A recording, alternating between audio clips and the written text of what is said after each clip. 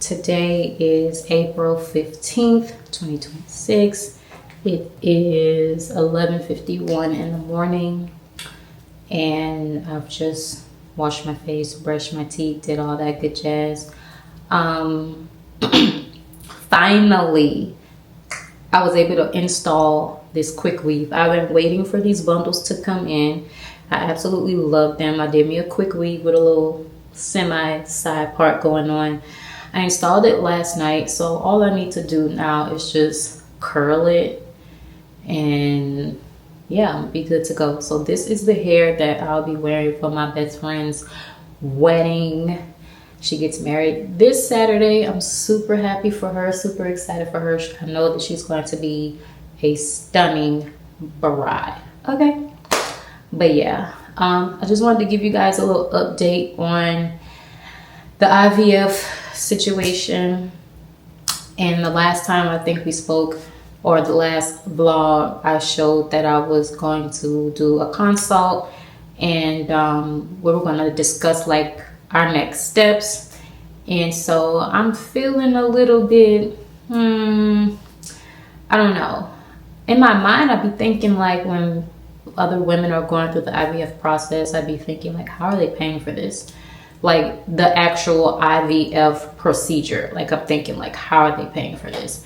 And I just feel like it's so unfortunate that people have to get loans and stuff like that to be able to pay for the actual procedure, because I've came across prices that's like currently $15,000. I've seen other clinics that's like only $6,000 or whatever, but that's the cheapest that I came across. But there are clinics or doctors that cost even more, and that's not even like it's not even like you get 2 or 3 tries for that price. That's only like 1 try for that price, and I just feel like it's ridiculous, and I am not enthusiastic about even spending that type of money to do that, when I feel like a lot of us who have insurance and we're paying for it out of pocket, I feel like something like this should definitely be covered. Now mind you, some employers or some states are requiring employers to provide some sort of IVF benefits, and my employer does offer IVF benefits, but it's not nearly enough to pay for or cover everything. My employer, they cover like all of my medicines, which is good if need be, and but the actual procedure, they don't cover enough, like not even like 15% enough for it. But anyways, I'm gonna just catch you guys up on the what we discussed during the consult, and let you guys know like how I'm feeling and what I think is going on. And if you're not careful, you know, these I don't want to say doctors or medical offices, whatever, but they will try to milk you. Like they will really try to milk you. So if you're not paying attention, and if you're not knowledgeable about, you know, what goes on behind the scenes in regards to billing and things like that, like you're gonna spend double and triple because you don't know, you know, you're not knowledgeable about stuff. So anyways, I'm gonna sit down and chit chat and tell you guys about where I am currently. So, come Penny. I'm saved.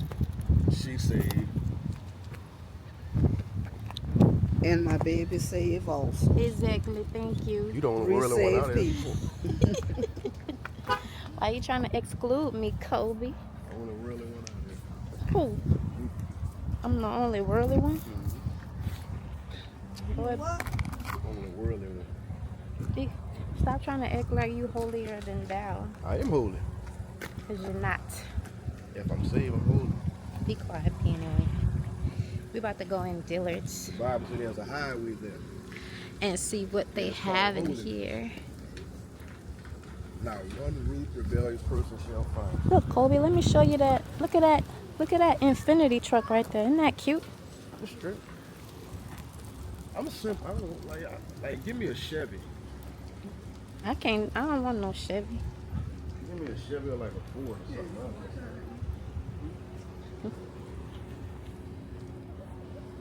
Wait till you get inside and sit in the seats. Huh? I can't really bend down that one like this. Cause you're old. That's why you can't bend down no more. You're old. Look at your knees cracking. Old and safe, baby. The older I get, the closer I get to the love. The idea. Be quiet. Thank you, love. Oh, thank you, Penny.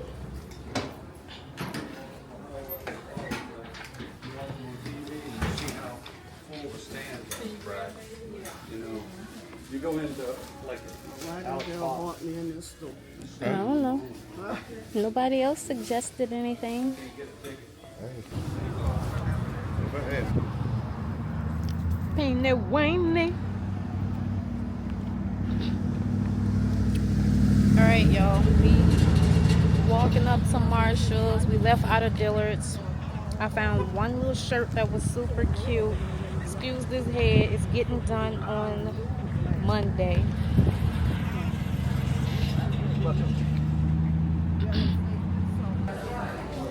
Listen, man. Two things you're never supposed to be afraid to tell your children. He said, never be afraid to tell them no and I don't know.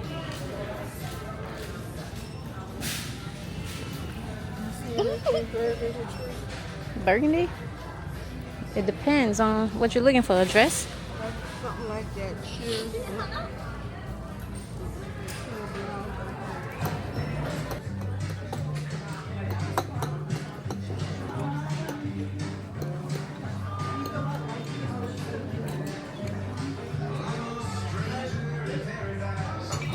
Campbell.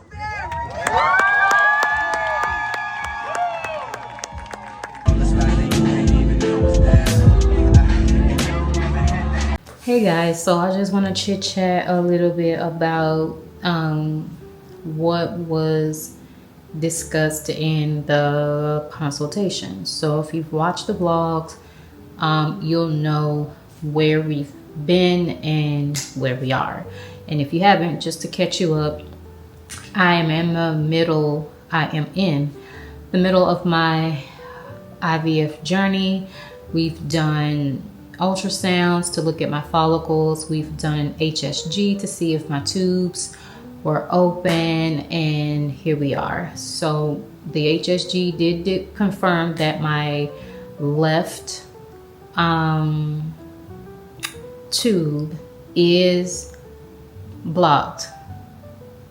Yeah, my left tube is blocked. And that side, my ovary also ovulated and released an egg. The doctor seems to believe that is probably my dominant side, the block side. They ordered a trigger shot medication to have me use it once they looked at my follicle and see that it was big enough for me to go ahead and take the shot. When they saw that the biggest follicle was on the block side, the doctor instructed me not to take the trigger shot, so that was a bummer. Considering they told me not to take the trigger shot, I assumed it was okay for me and my husband to have intercourse, because during the ultrasounds and lab work and stuff, they were like, don't have intercourse. So since I thought we weren't doing a trigger shot and I was going to see the doctor to see what the next steps were, we had intercourse. And we had intercourse the day that the egg released. The egg released on Easter Sunday. And my husband got some cootie cat on Easter Sunday night, okay? And so he got some more cootie cat on Monday morning. So when I went to the next ultrasound, I let them know that, hey, we did have intercourse. Does this affect the ultrasound? They were like, no. So they, no, wait, I'm lying. No, that's right. We went back to do an ultrasound, and that's when they let us know that the egg did release and all that good jazz. So The next step was or is for me to take a pregnancy test. Even though the egg released on the blocked side, they're like, still take a pregnancy test next week, just in case. You know, you never know. Sometimes the HSG can probably loosen up a little bit, make a pathway for an egg. Some people it works, some people it doesn't. From the looks of the screen, I don't know. It looked as though it didn't. Maybe because it looked like a lot of blockage there, but God works in mysterious ways, and I'm believing for that. So we're praying that even though the left side is blocked, that God would just do his miraculous big one. Like, that's what we're praying for. So I do need to take a pregnancy test next week, so I will keep you guys posted on how that goes. During the consultation, the doctor was like, you know, the next step would be pretty much the actual IVF procedure.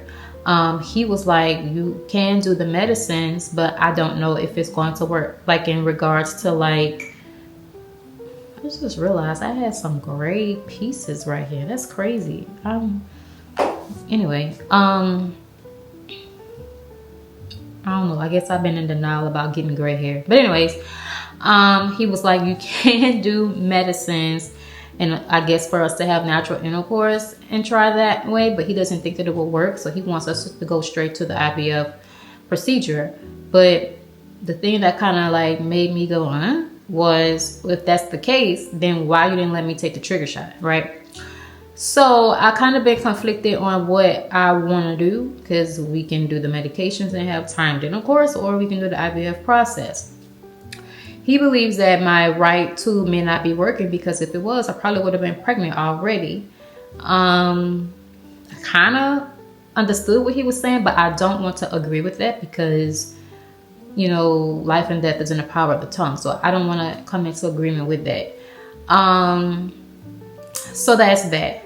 Also, my thing is, like I said, we could have used the trigger shot if you're going to let us use medications and time our intercourse. Like, why you just didn't let us use the trigger shot? I don't know if the trigger shot medication expires at any time soon, but it's really going to upset me if the trigger shot medication expires when I could have used it the day that the egg released on Easter Sunday, if that makes sense. So yeah, I reached out to my old OBGYN, or my former OBGYN from Atlanta. He's a wonderful doctor, Dr. Glover, Richard Glover, amazing. And I just kind of asked him, you know, because with me moving back to Louisiana, I kind of still wanted him to be like my provider, because he's a really good doctor and it's very difficult to find doctors. But with me moving to Louisiana, he gave me his contact information. So if I ever had any questions about anything, he told me to feel free to hit him up. And so I sent him an email and he responded. I basically let him know everything I was doing up until this point. And he was like, you can, yeah, go ahead and try the medications or the trigger shot. And he said something about he typically, I guess, prescribed like oral medication or whatever. But he was just like, yeah, try it, you know, unofficial advice. Because I'm not saying, like, by him not being my actual provider, I just asked him to tell me unofficially or whatever, right? So anyways, like, his advice. So he was like, yeah. So I'm like, okay, that's kind of the same thing I was thinking. Like, I was really thinking on it, and just like I could do the medications instead, because why would I do IVF? If the fertility doctor, if you gave me an option for medicines and timed intercourse, and then I'm thinking like, yeah, if you're going to give me that option, why would I not take it, right? And I do have an open tube, and if you're going to give me the medication to produce more eggs, then I want to at least explore that option, right? So like, why would you want to milk me for $15,000+ to do an IVF procedure when there's a possibility, a high possibility, that I still can get pregnant with the right tube and egg? So that's what I want to do. But like I said, if I'm able to use this trigger shot medication and you wasted my time only to tell me that I still could use it, you're going to make me mad. And especially if it expired. You're gonna make me mad, because if it expired, then now I'm gonna have to buy more medication. I didn't buy the, insurance covered whatever it covered, and I paid like $40 out of pocket. But it's just the fact that I don't like to waste any coin. You hear me? No coin.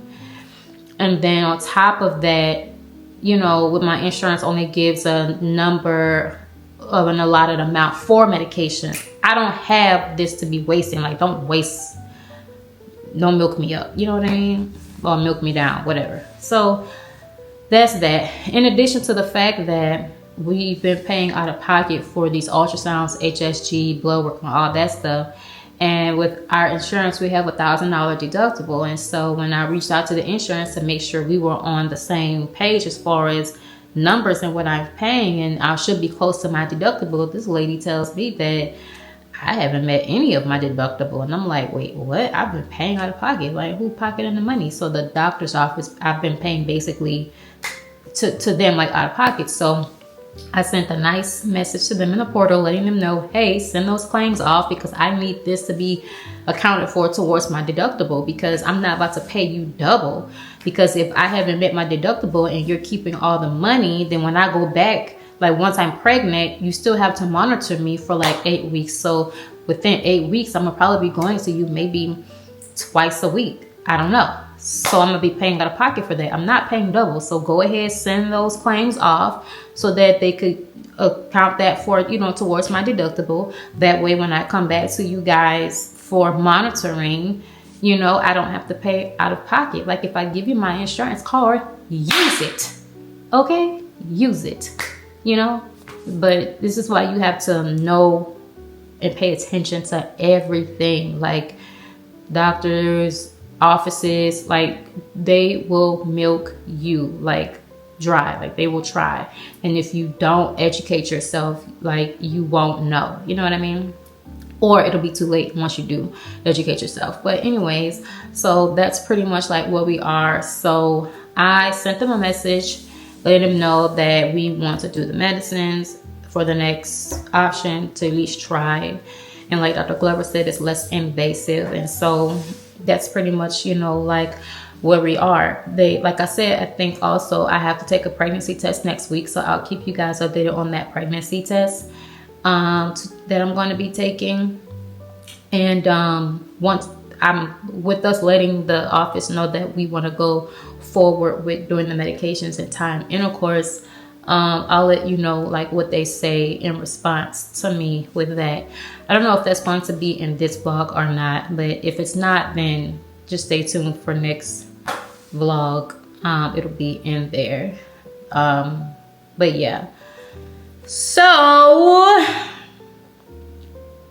I just know that I'm going to be pregnant. Preferably I'm already pregnant, but I know that I got 2 visions, and I believe in the promises of God and what he has for me. I've been praying. My husband's been praying, and the people in my family that know about this they're praying. And so, yeah, there has been times where I felt a little bit discouraged, but that's human nature. I still have my faith that it's going to happen. It's just the process. Like, you actually have to endure the process. You can't fail enduring the process. You won't ever get to your end goal if you fail during the process. So if there's any other girlies that are out there that's going through their IVF journey, keep the faith and remain steadfast within your process.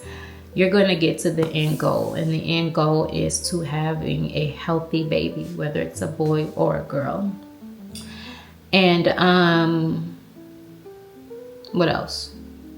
Yeah, for sure. So if you also are going through your journey, definitely comment. Let me know how your journey is going. If you're going through your journey and you're still hopeful and praying for a successful, IVF process and baby, comment and let me know so that I can pray for you and come into agreement with you so that you have, a precious bundle of joy as well. Us women, we need to stick together, in anything and everything. So yeah, definitely let me know so I can pray for you guys as well. And then you guys pray for me too.